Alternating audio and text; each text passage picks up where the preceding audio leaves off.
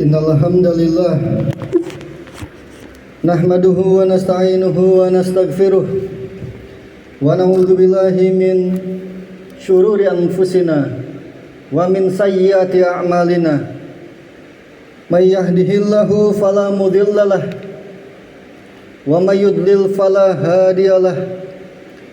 Asyhadu an la ilaha illallah wahdahu la syarikalah wa asyhadu anna Muhammadan abduhu wa rasuluh. Qala Allah Ta'ala fil Qur'anil Azim. A'udzu billahi minasy syaithanir rajim. Ya ayyuhalladzina amanu taqullaha haqqa tuqatih wa la tamutunna illa wa antum muslimun.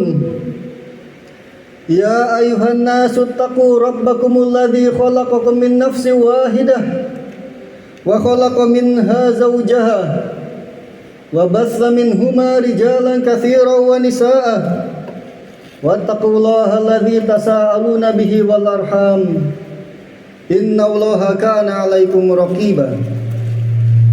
Ya ayyuhalladzina amanu taqullaha wa qulu qawlan sadida yuslih lakum a'malakum wa yaghfir lakum dhunubakum wa may yuti'illaha wa rasulahu faqad faza fawzan 'azima. Amma ba'du, fa in asdaqal hadithi kitabullah wa khairal huda huda Muhammadin sallallahu alaihi wasallam wa syarrul umuri muhdatsatuha fa inna kulla muhdatsatin bid'ah wa kulla bid'atin dhalalah wa kulla dhalalatin finnar. Kaum muslimin jemaah Jumat rahimani wa rahimakumullah, pentingnya kita dimanapun berada untuk meminta petunjuk. Sebagai bukti diantaranya dalam setiap hari kita meminta petunjuk, yaitu yang diajarkan oleh agama kita yang mulia, untuk berdoa ihdinas siratal mustaqim. Ya Allah, tunjukkanlah kami jalan yang lurus. Kita meminta petunjuk kepada Allah, bukan apa-apa ya. Karena petunjuk sangat dibutuhkan untuk seluruh makhluknya. Dan juga Nabi SAW pun mengajarkan kepada kita, masih dalam ritual yang sama, yaitu dalam duduk di antara dua sujud, Rabbighfirli warhamni wahdini wa'afini warzuqni. Kita meminta kepada Allah, yaitu wahdini, ya Allah tunjukkanlah saya. Bayangkan dalam sholat pun ketika kita menyembah kepada Allah, kita minta diberikan petunjuk, padahal kita saat itu sedang beribadah yang agung, namun kita meminta petunjuk. Adapun dalam doa lain, Nabi mengajarkan kepada kita suatu hadis, ya, suatu ajaran yang mana beliau berdoa, Allahumma inni as'alukal huda, ya Allah saya meminta kepadamu huda, petunjuk, wattuqa, dan ketakwaan, wal afafa, dan sebuah marwah atau harga diri, wal ghina, dan kekayaan. Ya, kita meminta kepada Allah petunjuk, ya. Kemudian Allahumma inni as'alukal huda, petunjuk, wattuqa, dan ketakwaan, dan wal afafa, yaitu kehormatan agar tidak terpuruk, wal ghina, dan kekayaan agar kita merasa cukup, tidak meminta kepada selain Allah.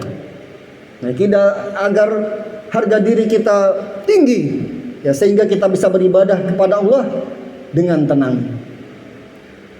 Karena dengan adanya petunjuk, maka kita diberi ilmu sehingga kita bisa belajar atau bisa kita mencari nafkah dengan baik, agar kita mendapat rizki baik yang halal ataupun juga yang banyak dan berkah. Itu yang diantaranya diinginkan oleh makhluknya. Dan masalah petunjuk ini adalah masalah yang gaib, ya, masalah yang sungguh luar biasa. Ada kalanya seseorang yang justru penjahat, justru dengan izin Allah, dengan zat pembolak-balik hati, maka bisa menjadi seorang pahlawan.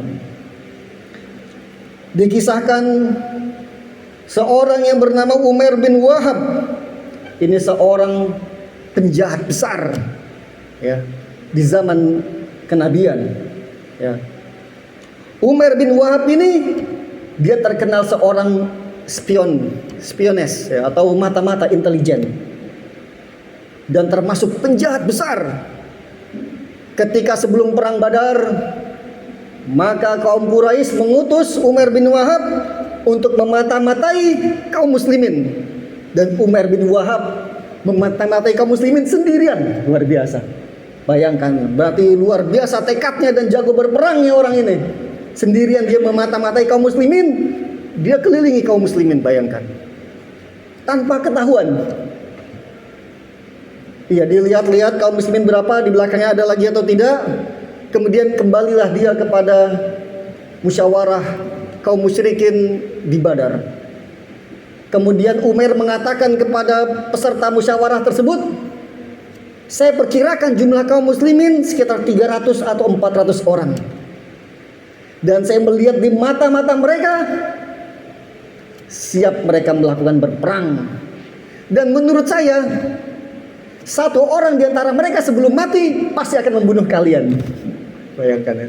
Sebagus-bagusnya kalian, maka sekitar 300 atau 400 kalian dari kalian, maka akan mati dengan mereka. Dan itu kita akan menang. Dan menurut saya, tidak perlu kita melanjutkan peperangan. Bayangkan, ya. Saking jelinya Umar bin Wahab. Ya. Singkat cerita, dalam peperangan Badar, akhirnya kaum muslimin pun mendapat kemenangan. Dan anaknya pun Umar, yaitu tertawan oleh kaum muslimin. Sampai suatu ketika Umar bin Wahab bertemu dengan diantaranya Sofwan bin Umayyah, dan dia mengadukan, ya, dan dia saat itu berada di sekitar Ka'bah, di dekat Hijr Ismail.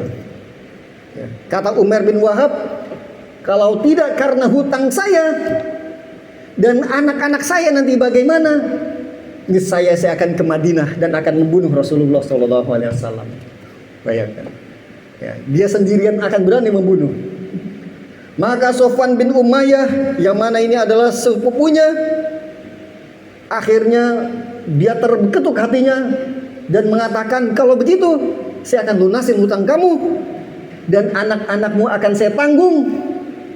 Silahkan kamu bunuh Muhammad. Maka Umar bin Wahab akhirnya mempersiapkan pedangnya, diasah pedangnya dengan sangat tajam, dan tidak cukup diasah, maka pedangnya diberi dengan racun, agar kalau misalkan Nabi Muhammad tidak tertebas dengan pedangnya, niscaya dia akan terkena racun dari pedang tersebut.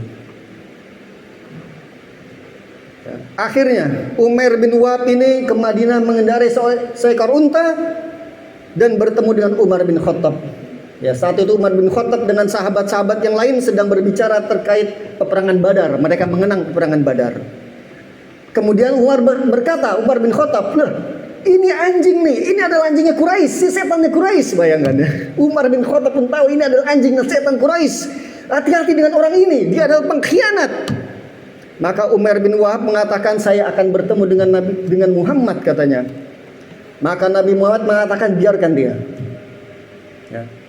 Maka Umar bin Khattab akhirnya mengambil pedang tersebut dan dikalungkan kepada lehernya, karena Umar bin Khattab takut Nabi Muhammad akan terlukai oleh orang tersebut, dan datang kepada Nabi, wahai Muhammad, ini adalah pengkhianat, jangan kamu percayai ucapannya. Maka Nabi pun mengatakan, pergi kamu Umar, biarkan dia. Maka sebelum Umar pergi, Umar pun juga sempat mewasiatkan kepada sahabat-sahabatnya, orang-orang Ansor, kamu jangan jauh-jauh dari Nabi, karena orang ini pengkhianat, terkenal sekali ya, musuhnya, termasuk setan Quraisy. Ya. Maka ditanya oleh Nabi Muhammad SAW, wahai Umar bin Wahab, apa keperluanmu datang ke sini? Maka Umar pun menjawab, saya akan ingin bertemu dengan anak saya yang tertawan. Jangan bohong, ceritakan apa yang kau inginkan di sini. Saya ingin bertemu dengan anak saya yang tertawan. Lalu buat apa pedang itu? Kata Muhammad SAW. Ya. Buat apa fungsi pedang ketika kami kalah, sudah nggak ada harga dirinya? Ya. Maka kata Nabi Muhammad, lalu bagaimana dengan perjanjian kamu Di saat kamu di Ka'bah dengan Sofwan bin Umayyah, ya, dia kaget, perjanjian apa yang kamu maksud? Bukankah kamu mengatakan kepada Sofwan bin Umayyah kamu mempunyai hutang dan kamu mempunyai anak-anak yang jika kamu tidak takut kepada mereka, niscaya kamu akan membunuh saya. Ya. Dan saat itu pun juga Umar bin Wahab berkata kepada Sofwan bin Umayyah, rahasiakanlah perjanjian ini. Maka seketika Umar bin Wahab mengatakan, asyhadu annaka Rasulullah. Ya. Tidaklah suatu zat yang memberitahukan berita ini kecuali Allah Subhanahu wa taala. Dan aku bersaksi engkau adalah Rasulullah. Maka akhirnya Umar bin Wahab menjadi seorang muslim dan baik keislamannya. Iya. Dalam kisah yang lain disebutkan kisah Suhail bin Amr. Seorang penjahat Quraisy juga, ya. Dia seorang ahli syair, ahli pidato. Yang mana jika dia berpidato, maka kaum Quraisy akan berkumpul siap untuk berperang. Ya. Dalam peperangan Badar ternyata Suhail bin Amr tertawan. Dan Umar bin Khattab pun menawarkan kepada Rasulullah SAW, wahai Rasulullah, izinkan saya mencabut gigi-gigi dari Suhail bin Amr, agar dia tidak berbuat jahat lagi kepadamu, agar dia tidak mengumpulkan orang untuk memerangimu. Ya, maka secara makna Nabi Muhammad SAW menjawab, biarkan dia. Bisa jadi nanti ucapan dia akan membuat engkau merasa bangga. Dan ternyata demikianlah keadaannya. Ketika meninggalnya Rasulullah SAW, kabilah-kabilah banyak yang murtad. Di Mesir, di Irak, di Syam, banyak yang murtad. Ya. Maka di Mekah ternyata Suhail bin Amr dengan kekuatan lisannya, kurang lebih beliau berkata, tidaklah Muhammad SAW meninggal kecuali Islam menjadi semakin kuat, dan barang siapa yang ingin murtad maka aku akan penggal lehernya. Sehingga dengan itu ucapan Suhail bin Amr, di Mekah tidak ada orang yang murtad. Oleh karena itu marilah kita giat untuk mendapatkan atau berdoa agar mendapatkan hidayah. Allahumma taqabbal minna innaka antas sami'ud du'a.